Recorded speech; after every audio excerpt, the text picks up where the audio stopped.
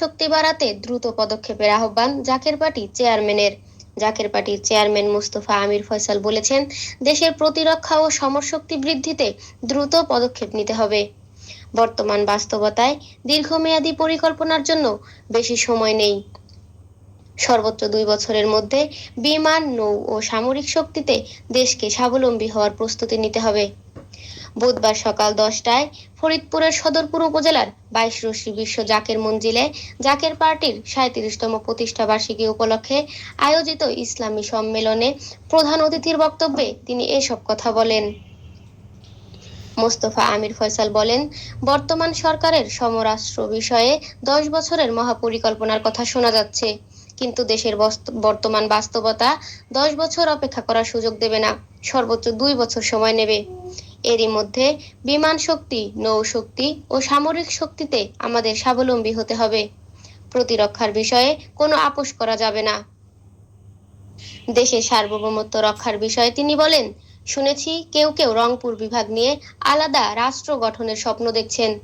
আমাদের দেশের বিরুদ্ধে যদি তারা আসেন, দেশের কোনো অংশ নিয়ে আলাদা রাষ্ট্র গঠনের ষড়যন্ত্র করেন এবং শক্তি প্রয়োগ করেন, তাহলে এদেশের গণমানুষ ও বাংলার মানুষ তা মেনে নেবে না।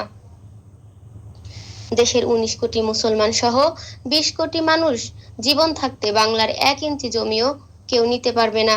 তিনি আরো বলেন, প্রয়োজনে জাকের পার্টি তাদের নেতাকর্মী ও আপামর জনগণকে সঙ্গে নিয়ে দেশের সার্বভৌমত্ব রক্ষায় শত্রুর বিরুদ্ধে ঝাঁপিয়ে পড়বে। মোস্তফা আমির ফয়সাল বলেন, এ দেশের মানুষ 1857 সালে রক্ত দিয়েছে, ব্রিটিশ বিরোধী বিভিন্ন আন্দোলনে রক্ত দিয়েছে, 1947 সালে রক্ত দিয়েছে, স্বাধীনতার জন্য 1971 সালে রক্ত দিয়েছে, গণতন্ত্রের জন্য 1990 সালে এবং দেশের শাসন ব্যবস্থার আমূল পরিবর্তনের জন্য 2024 সালেও মানুষ রক্ত দিয়েছে। অতএব আমরা যোদ্ধা জাতি, দেশের স্বার্থে আমরা ঐক্যবদ্ধ। অনুষ্ঠানে জাকের পার্টির 37তম প্রতিষ্ঠা বার্ষিকী উপলক্ষে দলের পক্ষ থেকে বড় কেক কাটেন মোস্তফা আমির ফয়সাল। পরে জাতীয় সঙ্গীত পরিবেশনের মধ্য দিয়ে জাতীয় পতাকা ও দলীয় পতাকা উত্তোলন করেন তিনি। এ সময় শান্তির প্রতীক পায়রা ও একগুচ্ছ বেলুন উড়িয়ে প্রতিষ্ঠা বার্ষিকীর কর্মসূচির উদ্বোধন করা হয়। অনুষ্ঠানে জাকের পার্টির মহাসচিব শামীম হায়দার সহ দলের সিনিয়র নেতৃবৃন্দ, বিভিন্ন পর্যায়ের নেতাকর্মী ও অঙ্গ সংগঠনের নেতাকর্মীরা উপস্থিত ছিলেন। দেশের বিভিন্ন প্রান্ত থেকে বিপুল সংখ্যক ভক্ত, অনুসারী এবং ধর্মপ্রাণ মানুষ উপস্থিত ছিলেন।